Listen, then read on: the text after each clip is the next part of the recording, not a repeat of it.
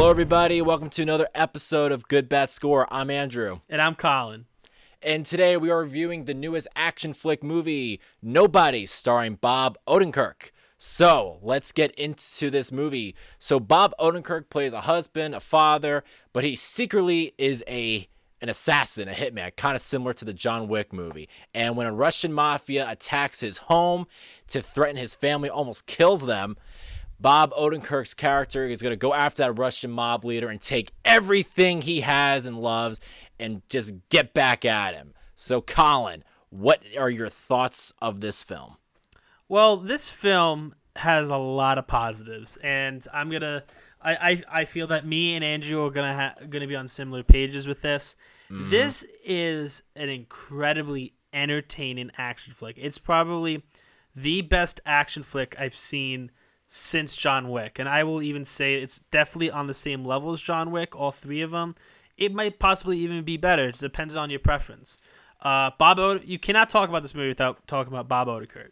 He is the pure blood and soul of this movie. It's so incredible how feels like he's the next action star. I don't want to say, because a lot of the times with these action films, especially, this reminded me a lot of like what Liam Neeson did, to where he had a big hit with Taken, whereas like he was like kind of like someone in his 50s. He's a 50-year-old badass who has a special set of skills. You could say the same thing with Keanu Reeves with John Wick. This is Bob Odenkirk's time to shine in action. The fact that this is just such an entertaining popcorn flick in the best possible way, and it was exactly what it needs to accomplish. It's a brief 90 minutes. It feels very jam-packed, and every second counts. I think the humor in this movie I was surprised by. I think this is a quite hilarious movie at times. It has a lot of heart and soul in this movie with Bob Odenkirk. But overall, I have a lot to praise about this movie, which I probably will even more after Andrew goes. But for now, Andrew, tell me what you thought of Nobody. Colin, I had a blast with this film. I enjoyed every second of this movie from beginning to end. This is the movie we need right now. If you're having a bad day at work or a horrible week, this is the feel-good movie to watch. This movie's a thrill ride. It has everything that you could want for any action movie buff. The action's incredible. I love the choreography. I mean, action movies now have become top-notch now in terms of stunts. It's so realistic. It's so detailed. And this movie is very graphic and violent, by the way. And if that's not your type of film, don't go see this movie. But if you're a fan of the John Wick movies and all that, definitely check it out. And Bob Odenkirk is great. I love the fact that he doesn't have the look of like a Keanu Reeves type or Tom Cruise, Liam Neeson look guy. He's just like an average looking person that you would see in your everyday life. And it works, and I buy it. And he has a great presence from start to finish. I love the humor. I like his personality. And another great actor who I had no clue is in this movie, Christopher Lloyd's in this movie, guys. He's in this, and he is awesome in it. And I was really surprised by the things he gets to do in the movie, and it's entertaining as hell. I mean, when you're watching this movie, when you're seeing those fight scenes, you're like watching a wrestling match. You're just like, oh, ah, oh, oh. Clearly, Andrew had a blast in this movie. I had a blast. It was just so thrilling. I might even argue that I think it's almost slightly better than the John Wick movies. But and I agree with you, Colin. The hour and 30 minutes was perfect. We need more movies like that where it's just that simple runtime, just an hour and 30 minutes. Doesn't have to be 2 hours. Doesn't have to be 3 hours. Sometimes we just need a nice, simple, short film, and this movie did it for me. The biggest problem I had with this movie is the villain. While I don't think it was as generic as I thought it was just going to be some generic kind of like Russian mobster. He had some personality to it, especially I think Bob Odenkirk definitely somehow, like, the camaraderie he has with him in the a few scenes he has, it kind of does boost the villain, but the moment he came on screen, I'm like, this doesn't need a villain. You don't really need. Well, either you needed a stronger villain. I'll say that. Maybe you did need a villain.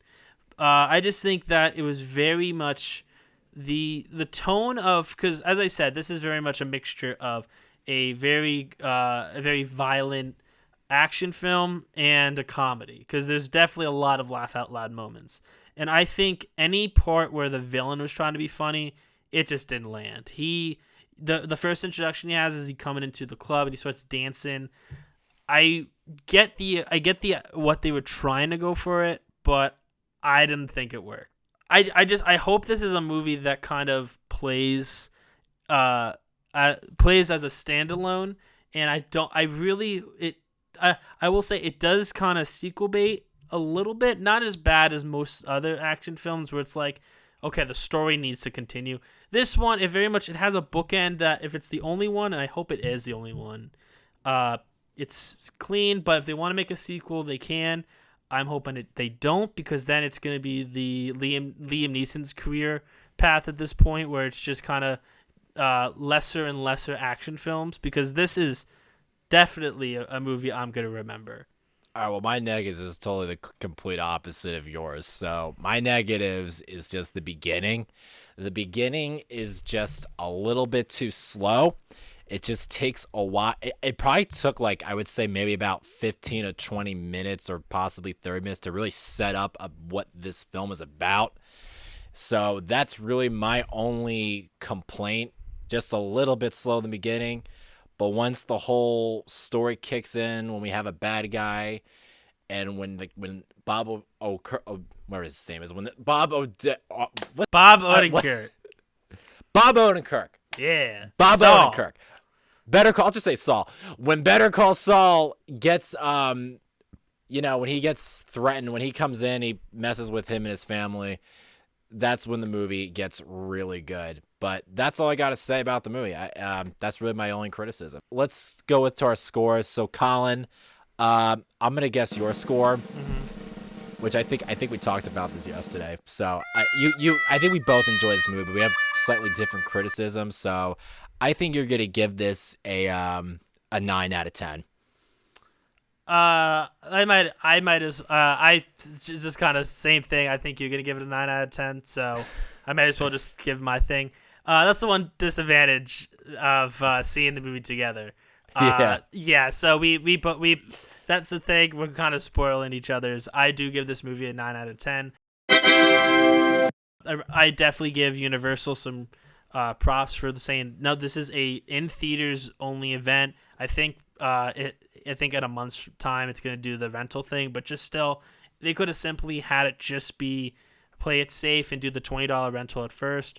But no, It's time to get people back in the theater. Right. Just watching this movie with Andrew made the film even better. This is a film you got to see with friends. You got to see it with the crowd. Unfortunately, there are no crowds. I actually liked it without the crowd. I mean, with the less crowd, because I was able to kind of cheer like that in the theater. Yeah, but I mean, if you go see Adobe, you definitely no one's gonna hear you. We were a bit of just kind of playing along with the film because we were really into it. Oh, I had a blast. That house fight scene, it was like, that poor lasagna, by the way, that was sad. It gets destroyed. But my score of this film is also going to be a 9 out of 10. I thought I'd give it like a B average, but I was like, screw it. I really had a blast with this. This was so much fun. It surprised the hell out of me, and I liked it. It was crazy. They went crazy with it, and they did it just right.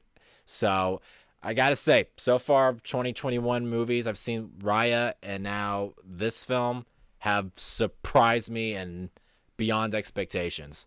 So I can't wait to see what more movies we are going to have this year. So thank you guys so much for watching this episode of Good Bad Score. Follow us on Facebook, Instagram, Twitter, and be sure to click that subscribe button to our channel. And as always, I'm Andrew. And I'm Colin. And we will see you guys again with our next review.